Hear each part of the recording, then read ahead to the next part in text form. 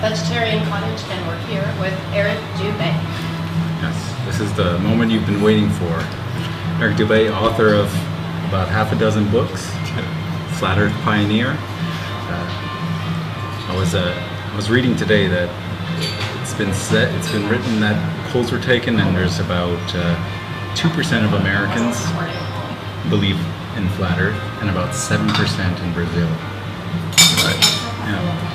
So according to my calculations, that comes up to about 15 million in just those two countries. Wow. I just was like Googling some articles real quick. I heard one article was up to 6%.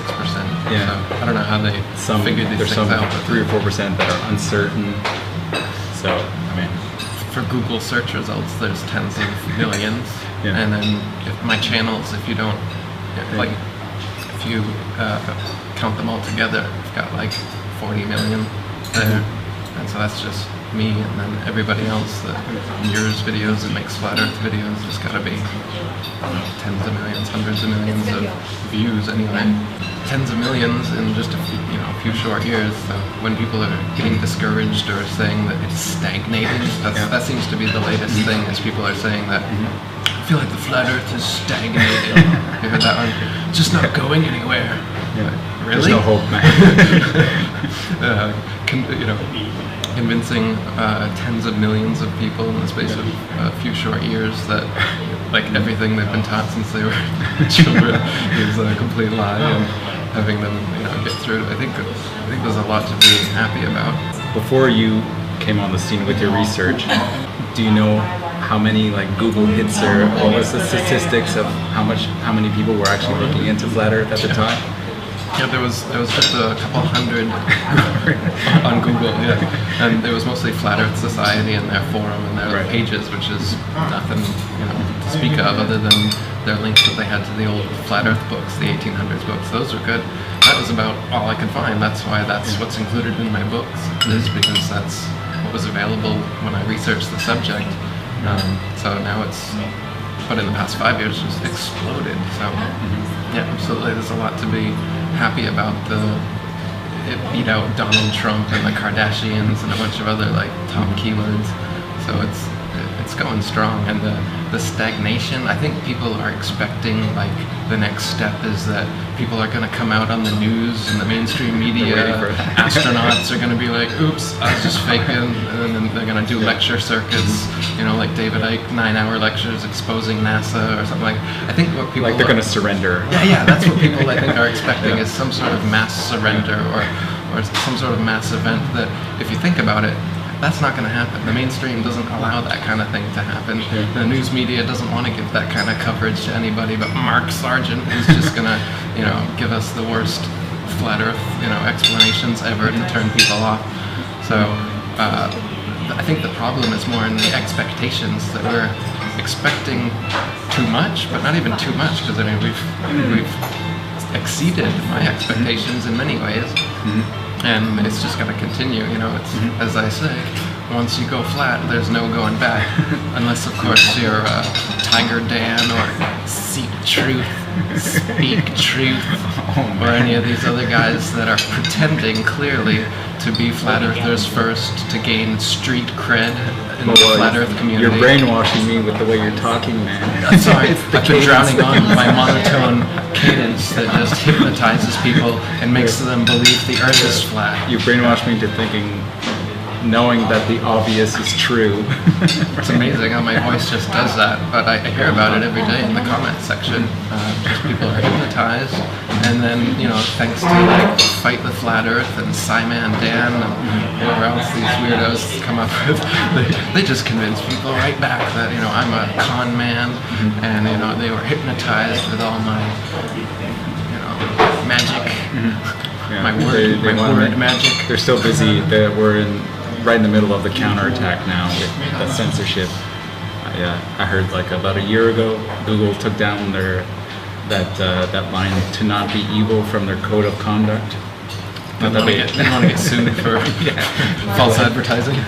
Have you also noticed the increase in NASA T-shirts people are wearing that are adorning markets and stores? I was about to bring that up when you said about how it's like the damage control is just in overdrive. One of the main things I noticed is the NASA shirts. They're everywhere. It's like they must have influxed the market with like really cheap NASA, because it's not like people buying NASA shirts from NASA.gov or something. They definitely are flooding the Walmarts or the thrift stores or something, the cheap NASA shirts, and these people that don't give a shit about NASA one way or the other are rocking NASA shirts. Oh yeah, NASA's cool, space is cool. Yeah, I mean, the outer space campaign, the marketing campaign. Space Force, that's the new one for this year. Space Force. That sounds cool, Space Force, man. Yeah, it's like buy the t-shirt. Space Force. You can be a space marine. Until in the last, I would say the last year I've noticed it. No more than a year. Yeah. Yeah. Right? It's been once in a great while you'd see a NASA shirt back in the day. Well, I've never seen one. Really? Yeah, just until recently. Yeah. And when you saw it back in the day, it was a real fanboy that got it because he's into NASA. Nowadays, just people that have they don't care about NASA. You can tell because I see like the people walking the streets here in Thailand. They probably have no idea what NASA is. Who would be a fanboy of NASA? Atheists, evolutionists, Trekkies, Star Wars fans, people that want to believe that there's better places out there in the universe somewhere, as long as our technology can bring us there one day. So it doesn't matter if we trash this place. We have to terraform the other fabled CGI Spaceballs out there. That's right. That's one thing in your research, you kind of point out that there's no real evidence that any of those lights in the skies are actually three-dimensional solid terra firma spheres. Right. What we call planets used to be called wandering stars, and if you look at them through a telescope, they look just like a regular star, and they're only different based on the wandering paths that they seem to make, because they're revolving around the sun as the sun revolves around us, so it makes kind of a spirograph pattern, and that results in retrograde motion every once in a while. And so all these things have explanations in the flat earth geocentric cosmology that people have been, retrograde motion, that ruins your flat earth, doesn't it? It's like, what are you even talking about? Yeah. These things were already well explained long before the globe earth ever came into play anyway. People have been taught that there isn't explanations for things that there are perfectly good explanations for. Or they've been taught straw man, wrong explanations by controlled opposition people like the Flat Earth Society telling them that the Earth disk is constantly rising or something to account for gravity. So to this day, it still comes up as the top pages from pretty much any flat Earth search you make on Google. You're going to get some page from the Flat Earth Society or from their forum that gives all this disinformation. And as you're, genuinely looking into flat Earth for the first time, this is what you're going to see, and it's going to seem ridiculous, just like you thought it would be. And so you confirmed your bias, and you're even more sure that there's no friggin' way the Earth is flat, and these people are friggin' retards like I thought they were. And that's how it works. It's genius. They're doubling down on that strategy too, with the new campaign now with like Mad Mike, the guy who wants to launch his rocket. Right? Yeah. So he doesn't even go as high as an airplane does. Exactly. Right? Yeah. He's gonna find out whether the Earth is flat by going. He's mad. Right. Or BOB is launching a satellite to prove that the Earth is flat, even though satellites aren't supposed to be real. And he's a millionaire, and he's got like $1 million campaign to launch it.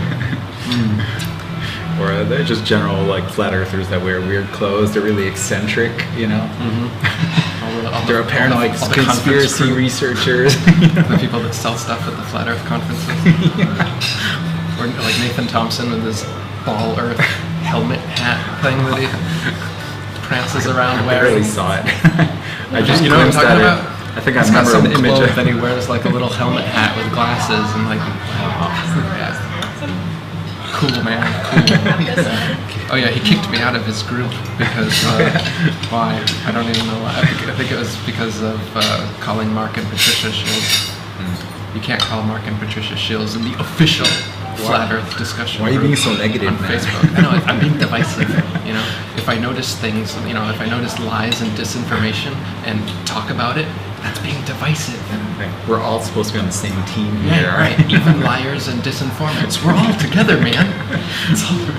I've heard you say that you never really bought like the spinning ball reality. But when you were early on in your research, what was like your eureka moment? I never fully bought it. I still assumed it was correct. I mean, I had my initial questions right when it was taught to me as a child, and the questions weren't satisfactorily answered, and I never thought they were. But nobody else was making those observations or those critiques, so I just kind of put it away for a while. I remember one time I was researching it at Chula, where I used to work on a break time during when I was teaching at university. I was researching geocentrism, and somebody came over as the librarian there, and I just started telling him some facts about Geocentric Universe and how the whole heliocentric spinning thing, how it just doesn't work because of the star trail rotation. He sat there and listened to the whole thing, and by the end of it, he's just like, I don't know about you. It was like my first experience with trying to, at that point I wasn't even into flat earth yet, because I was into geocentrism first, the idea that, okay, the earth's a ball, but it surely doesn't seem to be moving, so that was kind of like easing my way into it. And there was a little bit more information on that, factual information on that outside of the Flat Earth Society that I could find online. Stuff about the Michelson-Morley, Michelson-Gale, Sagnac-Airy experiments. So there's actual scientific experiments that have been done to show that the Earth isn't moving. And you can do them yourself just by looking up at the sky, because if the Earth was spinning around the sun, which is spinning around the galaxy, which is shooting off through the universe, there's 4 different motions that are all happening all at the same time. And it would be impossible for there to be constellations ever, because no 2 nights would be the same. And star trails wouldn't be perfect circles, they would just be irregular spiral shapes, just completely random all the time, if the Earth was actually undergoing all the motions that the heliocentric system says we are. So that was my first exploration into it, and it was received just as the flat Earth was received, with complete incredulity and thinking I'm ridiculous. Yeah. You're a little special, I think, Eric. Why do you question, consensus truths? But even who do you think you are? Right? How dare you? How dare you? You think your first grade teacher is lying? Every scientist, every teacher, everybody, they're all in on it. Millions of people. Yep, they are willingly lying about it. You're anti-science. Yeah, it's anti-science too. Yeah. No. Most people just go along to get along. It's not the same as the same science that goes into, let's say, building an engine. It's not the same at all. It's theoretical science. Theoretical physics and astrophysics and all these things. These are not things that are, you can't prove that a black hole exists to me here. But there's a movie about it now. Interstellar. And that's all the proof most people need.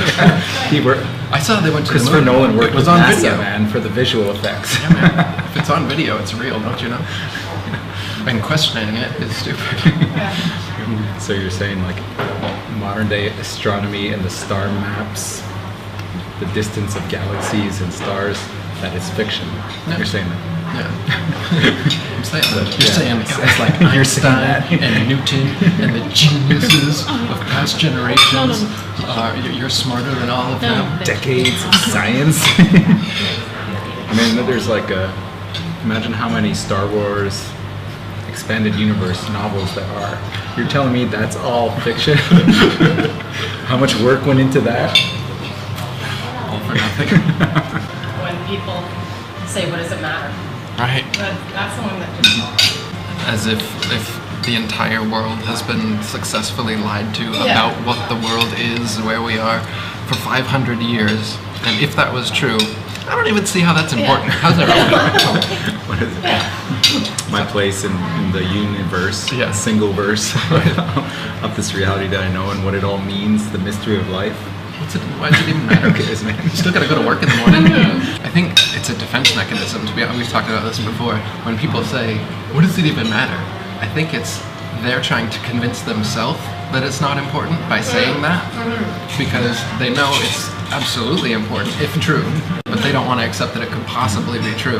So they want to be like, even if it was true, it's not important. Right. Give me a reason. Convince me otherwise, and if you don't, then it's not important. And then the onus is now suddenly on you, the crazy flat earther, to convince somebody who's done no research why this thing is true and important to their life when they say, well, I still have to get up and work in the morning, so it doesn't even matter if the earth is flat. Yeah, they're just all like, so, what causes the eclipses? Answer me now. That's it, and they'll just start asking you questions. Like, asking a question is a defense. Like that's somehow giving evidence to the contrary if they say, well, how do you explain this then? Yeah. It doesn't matter how I explain this then. That's not an argument. Yeah. You're just shifting the onus onto me again, and then, you know, no matter what I say, you'll just dismiss it because you haven't done any research, and you know. But that's the tactics. That's the rhetoric. That's why people are so discouraged from trying to wake people up, and then having this happen, and then they feel like the flat Earth is stagnating because they're stagnant, and the methods that they're using, and the people who are around them are stagnant. But I mean, the flat Earth. I mean, it's been here long before Eric Dubay or anyone else. So it's not stagnating. It's humanity that's stagnated, and it has nothing to do with the flat Earth. It has to do with the actual consciousness of the people we're trying to wake up, and it's so far gone. There's plenty to be positive for. It absolutely is developing. But if you want to say what's stagnating, it's not the flat Earth. It's the sheep. It's the people. It's the people that are left to wake up now are the people that didn't wake up in the past 5 years. These are the people who have gone through it all, and they're still like, no, I don't think that. I'm not even going to look into it. Why does it even matter?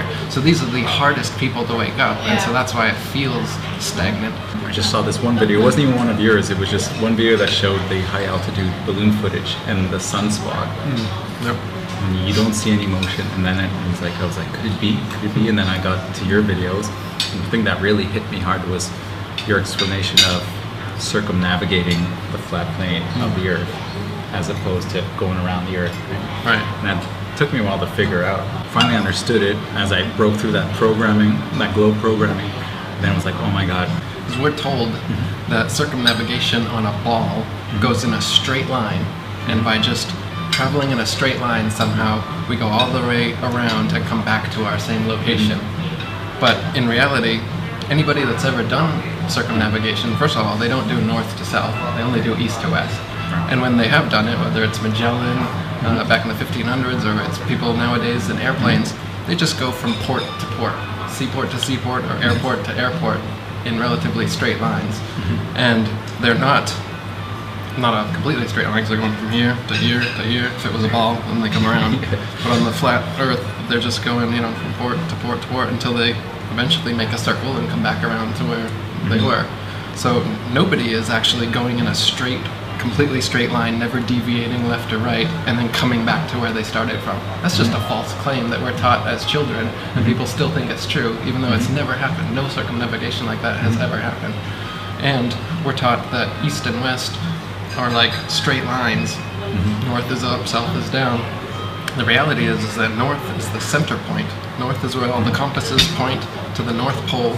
Polaris is directly above it, the only unmoving star in the heavens. Everything else revolves perfectly around that point. And then south is every line tangent to it. The entire perimeter is the south point. And then east and west aren't straight lines, but circles going around either way. So the sun, moon, and stars still rotate east to west, but in circles east to west over and around the flat Earth.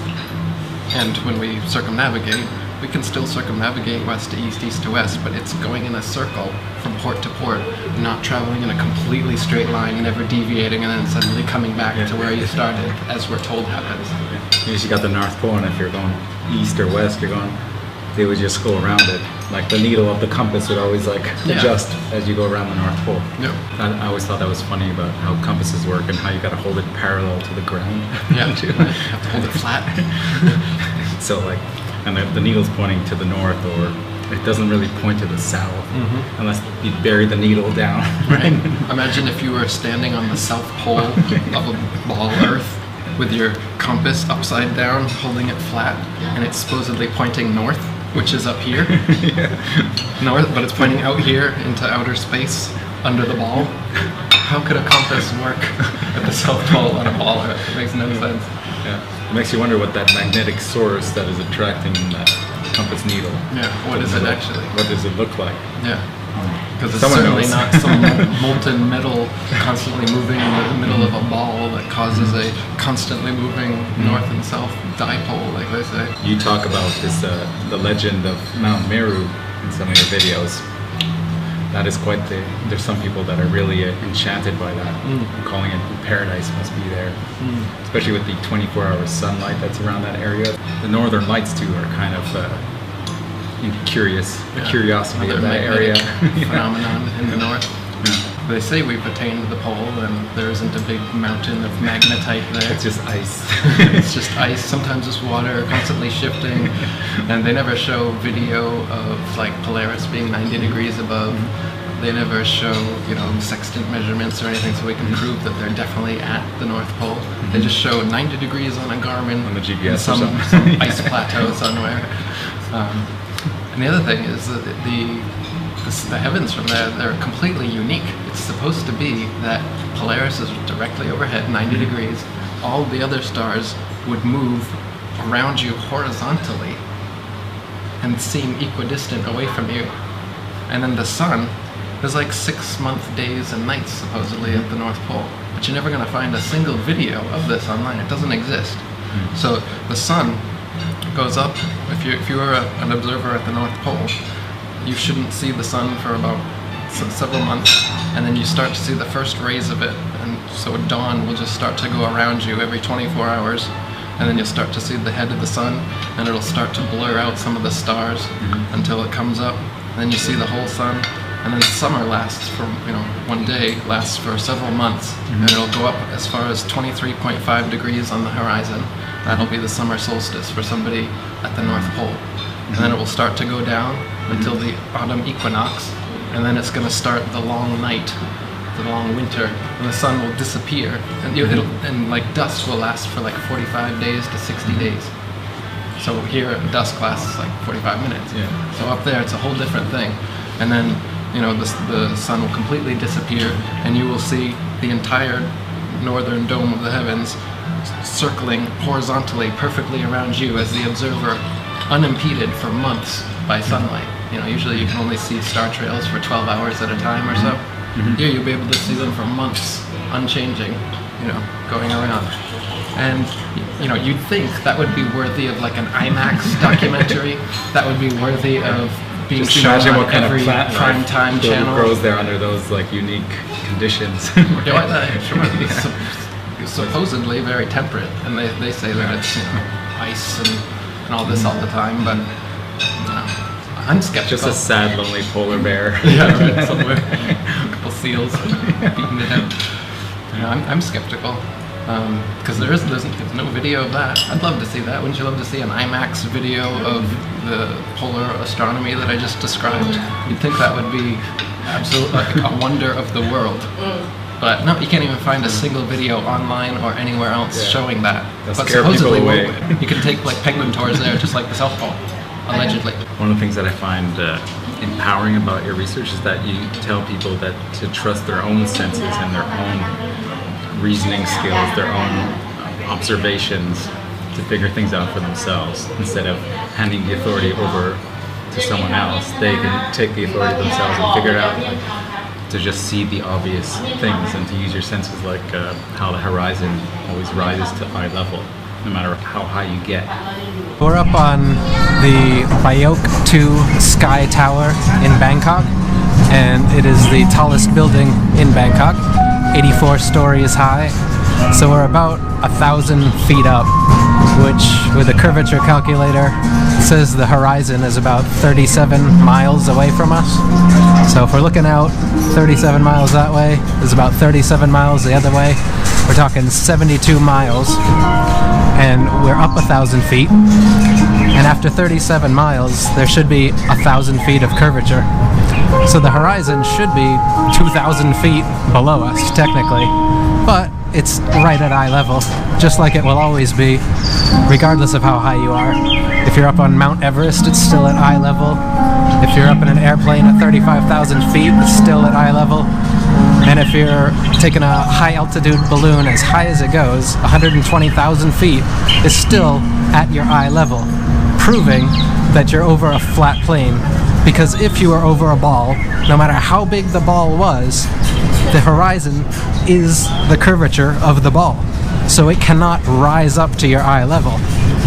So we should have to look down right now to be able to see the horizon. If you're in an airplane, you should have to look down even more to be able to see the horizon.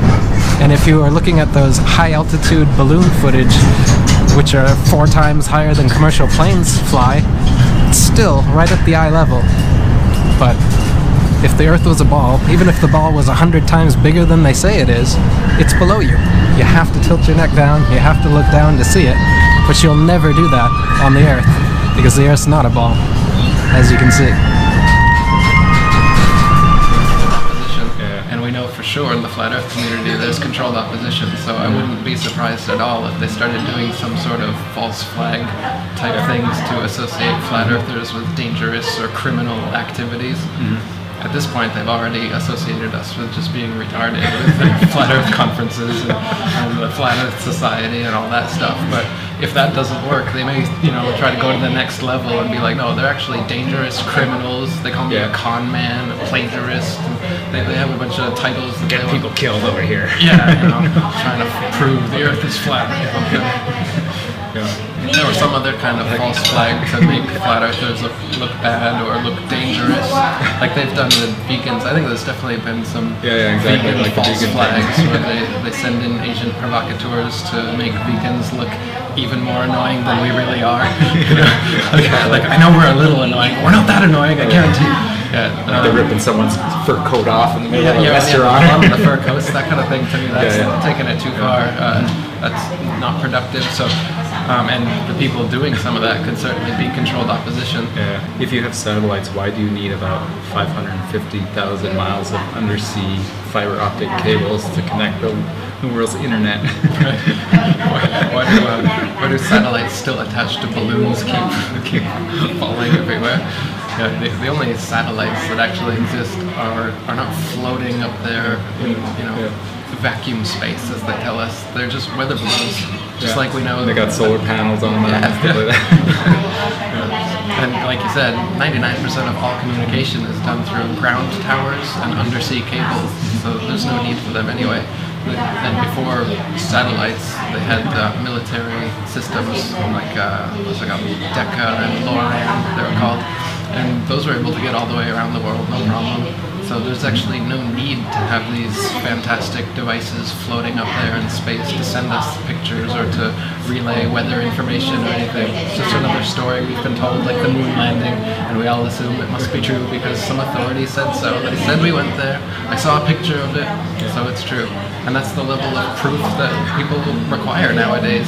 And when you try to get something that is empirical, objective, that you can actually be tangible, that you can figure out for yourself, when people say that you're like, some crazy conspiracy theorist because you want to be able to test things for yourself, and we just have to rely on the scientists and the authority figures, and if you don't, you're dumb somehow. Do you know how many space agencies there are in the world? No. I think it's like A couple dozen. No. Yeah, I think so. And I think a dozen of them are able to have like rockets. I mean, they have rockets, right? Yeah. So I think, what would your like flat Earth defense be on that? Well, it's not just NASA, right? It's all the other people. Right? Yeah. Other people lie too. It's not just NASA. Other countries want to scam their populations out of tax money too, and not just Americans. Yeah. Go figure. Yeah. Like outer space theme parks. Right. You go there with your family. Outer space is a theme park. Pose for some pictures with like some astronaut mannequins or some like outer space paraphernalia, like movie props. Right. They promote it to kids and stuff. And if those like theme parks make enough money, and then eventually, okay, now we can get rockets included now. Well, put on those theatrics of rockets taking off. That's all it smashing is. into the Bermuda Triangle. Right. That's what happens, certainly. That's what the Bermuda Triangle is. It's just the area in which Fort Lauderdale's rockets fall back to the ocean. Yeah, for sure. As you can see, all rockets, they don't just go straight up like they should if they're going into outer space. They do a big parabola, and then when they get to about this point, they fall out of your perspective, so you can't see anymore.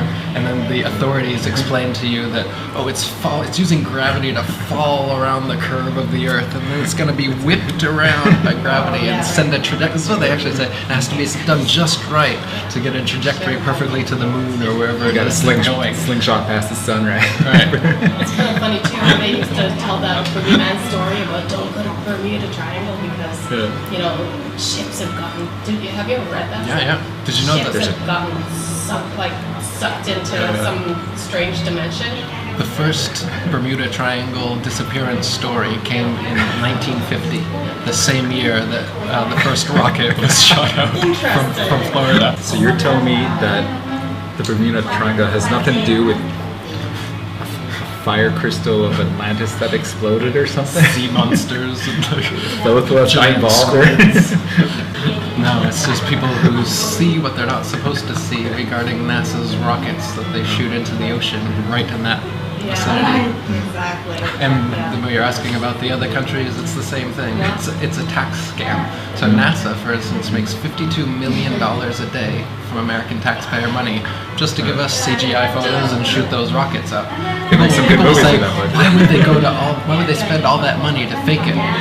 They're not getting it. Hello. Yeah, they are getting that much money every day to fake it. They're not spending nearly that much money every day to do it. So they're running to the bank with American taxpayer and other countries' taxpayers' money and spending piddly little of it to fake us into believing it, and the rest is, laughing to the bank.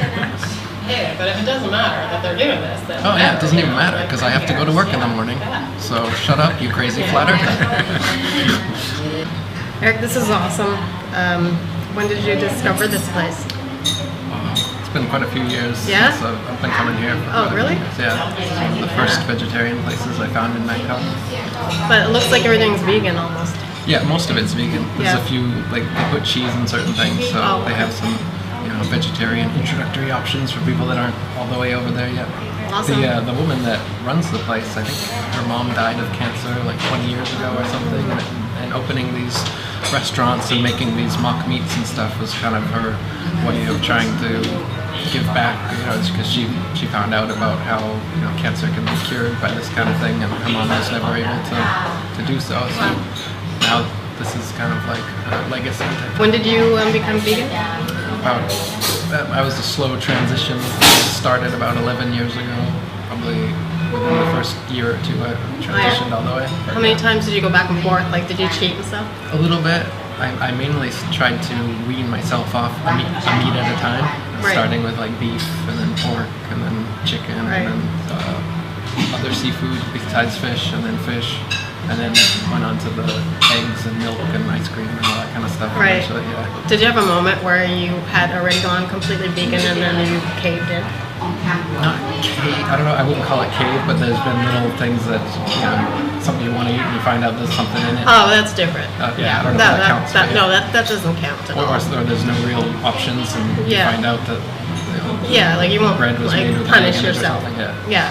Like some people are gonna be like, oh, I'm so depressed because I did that. But so what came first, your veganism or your unbelievable ability to do crazy things with your body? like yoga and Yeah. martial arts and stuff. That all came first, actually. That came first? Yeah. I started doing martial arts at 15 and yoga shortly after that. And at that point, I was just eating crap. Oh, really? Standard American diet. Eating many meals a day, trying to weight lift and bulk up, big feet and stuff. Ended up making myself sick just eating a bunch of crap. Gave myself tonsillitis. I ended up about mid-20s. I was probably 24, 25 when I started researching vegetable health in general. I started by getting rid of soda and coffee and cigarettes. I used to do all that, so cut out those first, and then started looking at food and found out the foods I should be cutting out and adding, and it's pretty easy. The foods you should cut out are those that come from animals, and the foods you should add is all the stuff that is plants. Yeah, It's real simple. It's the healthiest thing, the most ethical thing, and the most environmentally friendly way you can possibly eat. So it's the trifecta of perfection of how we should be eating, yet we're told a bunch of these myths about how we need protein, or plants have feelings too, or that you can love animals and eat them at the same time. All these myths that we believe that really aren't true. Wow. Did you notice that your skills got better after, or were you already that far maybe advanced? not my skills, but my energy levels. Your energy level. That kind of thing. I've definitely, my energy levels have increased with the plant-based diet, and I don't have to sleep as much, and recovery time doesn't take as long in between workouts. There's a lot of benefits. There's only benefits, honestly, on every parameter. I can't think of anything that animal products, is better for me or for anything. It's win-win-win, or as Doug Graham says, winfinity. Oh, I don't know that one. Winfinity. Okay. Should I get a t-shirt that says that? Do you think that living in Thailand has made it easier to be vegan? Here also in the big city, Bangkok is getting more and more vegan friendly as time goes on. It's incredible.